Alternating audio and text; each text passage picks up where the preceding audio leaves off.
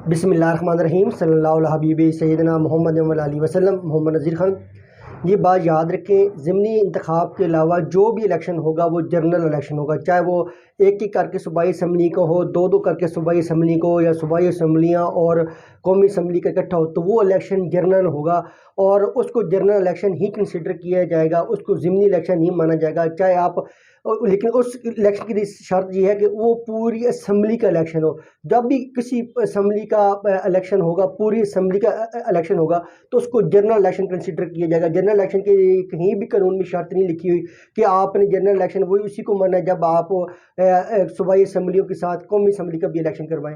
तो एक कानून के अंदर तो ये पावर होती है, आइन जो कहता है कि गवर्नर जो है उसने इलेक्शन की डेट अनाउंस करनी होती है जब जो है असम्बली डिज़ाल्व हो जाए। अब जहाँ पे गवर्नर ये कहता है कि मैंने तो असम्बली डिज़ाल्व नहीं की, असम्बली खुद जो है 48 घंटे के बाद जो है सीएम की जो एडवाइस थी उसके बाद जो है बाय ऑपरेशन ऑफ लॉ खुद ही ऑटोमेटिकली जो है वो डिज़ाल्व हो गई।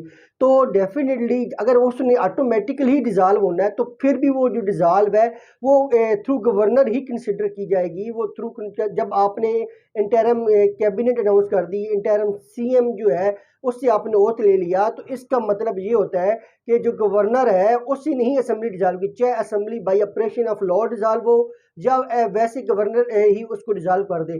तो अब वहाँ पे जब असम्बली डिज़ाल्व हो गई तो आइन बड़ा वजह है कि आपने 90 डेज के अंदर अंदर इलेक्शन करवाना है। गवर्नर जो है वो मुकम्मल तौर पर फेल हुए, गवर्नर ने इलेक्शन नहीं करवाया, फिर हाई कोर्ट के अंदर रिट आई। हाई कोर्ट ने कहा कि इलेक्शन कमीशन जो है वो जो है अपना रोल प्ले करे, इलेक्शन की डेट अनाउंस करे। यहाँ पे तक तो आईनी जिम्मेदारियां थी गवर्नर की और जो है इलेक्शन कमीशन की। तो ये दोनों जो है अपनी आईनी जिम्मेदारियां करने में गवर्नर को ओहदा और इलेक्शन कमीशन नाकाम रहा, क्योंकि 90 दिन के अंदर जो है इलेक्शन करवाना ये बड़ा ज़रूरी है। गवर्नर की ये मंतक बिल्कुल गलत है कि मैंने तो असम्बली डिज़ाल्व नहीं की, असम्बली तो बाई ऑपरेशन ऑफ लॉ 48 घंटे के बाद खुद डिज़ाल्व हो गई थी।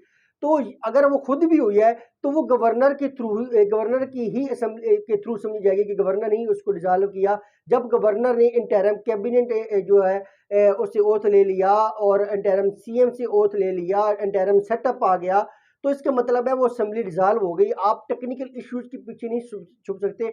गवर्नर पंजाब इस वक्त बहुत ज़्यादा आइनी गलती कर रहे हैं। वो जो है अपनी जो आइनी जिम्मेदारियां हैं वो नहीं अदा कर रहे, आइनी गलती कर रहे हैं। और उनको चाहिए था कि उनका जिस सियासी जमात से भी तल्लुक़ हो अपनी सियासी जमात से वफादारी रहने बातें और इलेक्शन की डेट अनाउंस करते।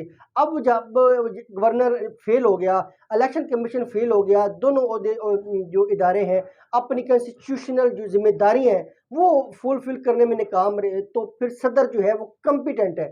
फिर इलेक्शन एक्ट जो है वो अपना रोल प्ले करेगा, फिर वो जो खला है वो सदर उसको फुलफिल करेगा। फिर सदर कम्पिटेंट है इलेक्शन एक्ट के तहत कि वो जो है फिर इलेक्शन जो है वो उसकी डेट दे, इलेक्शन अनाउंस करे। लेकिन सदर ये उस वक्त कर सकता है जब गवर्नर फेल हो जाए, जब इलेक्शन कमीशन फेल हो जाए, कि जब जिनके आइन के अंदर जिम्मेदारी है, क्योंकि आइन तो सुपीरियर है दूसरा एक्ट से। आइन हमेशा बालातर होता है एक्ट से। जब आइन ने अपना काम नहीं फुलफिल किया, तमाम जो है गवर्नर हो गया इदारा अपनी आइनी खिलाफ वर्जियाँ कर रहे हैं, तो फिर तो एक्ट ने, जब आइन वहाँ पर खामोश होगा, फिर एक्ट के अंदर एक चीज़ मौजूद है कि सदर जो पाकिस्तान है वो इलेक्शन अनाउंस कर सकते हैं, इलेक्शन की डेट दे सकते हैं। सदर मुकम्मल तौर पे कम्पिटेंट है कि वो इलेक्शन की तारीख अनाउंस करें। अब तमाम जमातों को चाहिए कि वो इलेक्शन की तरफ आएँ, इलेक्शन में अपना रोल प्ले करें और पाकिस्तान की जमहूरियत को, पाकिस्तान के इदारों को मजबूत करें। अब किसी एक शख्स की जीत के खौफ की वजह से कि वो शख्स बड़ा पॉपुलर है, वो जीत जाएगा, ये तो फिर उसकी किस्मत है।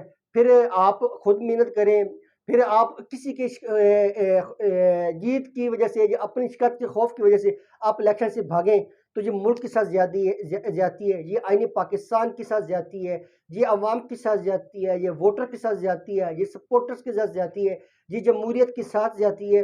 ये अगर कोई सियासी जमात जो है वो इलेक्शन से कभी तो भागती ही नहीं है। सियासी जमातों का वजूद ही इलेक्शन में होता है, जमहूरियत में होता है।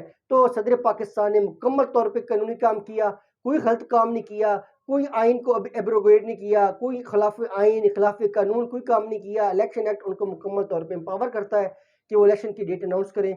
जब अब इलेक्शन की डेट अनाउंस हो गई है तो डेफिनेटली अब जो है तमाम इदारों को मिल के इलेक्शन करवाना चाहिए। और तमाम सियासी जमातों को अपनी जमहूरियत की रवायत बरकरार रखते हुए ये कोशिश करनी चाहिए कि पाकिस्तान के अंदर फ्री एंड फेयर इलेक्शन हो, ताकि हमारे मुल्क में जो जमहूरियत है और मजबूत हो, परवान चढ़े।